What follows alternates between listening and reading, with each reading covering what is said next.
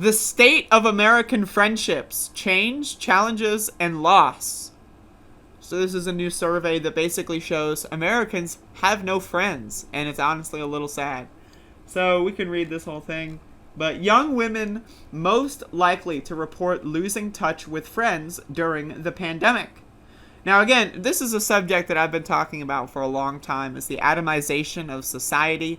How did we get to a point as a social species where we're afraid of each other and everyone's afraid of everyone all the time?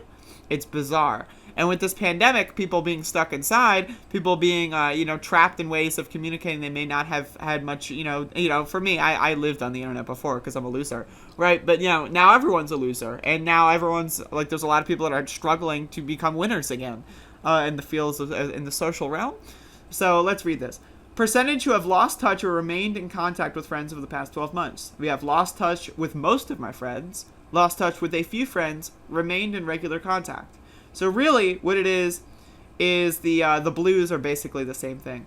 Lost touch with most of my friends. These are people that have fallen into the hole. They're isolated now. That would mean all of my friends, most, that.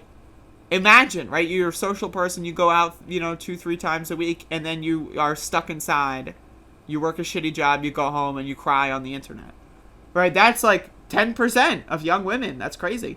And lost touch with a few friends is the high part, 43%. And people 18 to 29, even older people. Again, the numbers are relatively similar even in older generations. And now imagine being older. And again, this goes into the QAnon thing. A lot of people got stuck inside and were on Facebook all day, and that's how they talk to their friends. And then all of a sudden on Facebook, they see the QAnon. The older you get, the harder it is to make new friends. So a lot of these older people, right? I'm sure at one point, I'm sure that they can pick up the phone and rekindle stuff. But again, it really puts people in a state of mind. It can really make people depressed.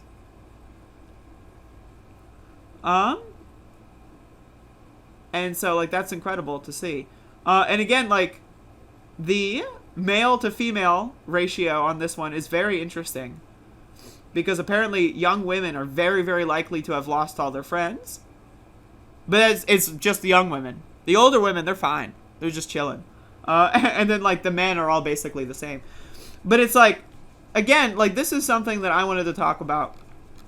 Because young men rely more on parents for personal support. Men don't know how to speak to people, motherfucker. I'm just saying, y'all need to work on it. Percentage who say they usually talk to blank first when they have a personal problem. All Americans, young men, young women. Okay, where's the parents? Oh, damn.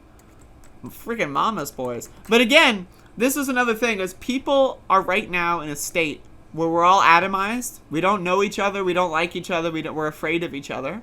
And that's a bad road to go down. I'm telling you, that's a bad road to go down. Percentage of Americans who say they have the following number of close friends, not counting their relatives. None. 12% of Americans have no friends. 3% was in 1990. Now it's 12. They have no friends. Nobody likes them. They're a freak. And I'm not helping. I'm still in the comedy brain. I'm sorry. But I'm sorry. But my point is that's fucked up. How did we get here as a society? Jay creates, does my mom count? This is not counting relatives. Okay, 7% have one friend. The most common amount of people, 17%, have 3 friends. Only 13% of Americans have more than 10 friends. That's crazy! How come everyone hates each other so much? It's bizarre. Americans with more friends report greater satisfaction with how many they have.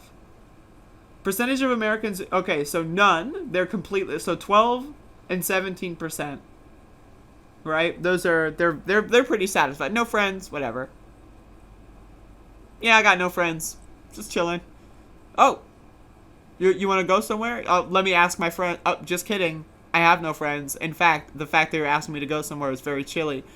So I don't want to do that because then you might be my friend. I have no friends. I don't but that's fine, if you don't want friends, that's cool. But again, most people not too satisfied with that.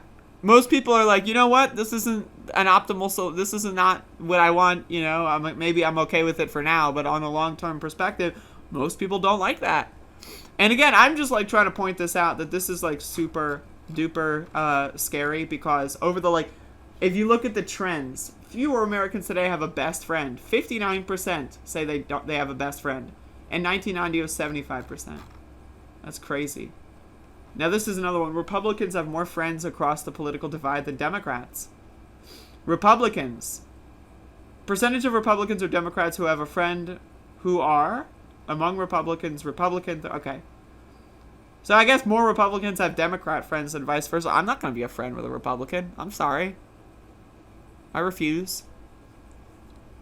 Like, if you vote for a political party that has the explicit purpose of trying to commit genocide on people like me, I gotta be honest, I'm not interested.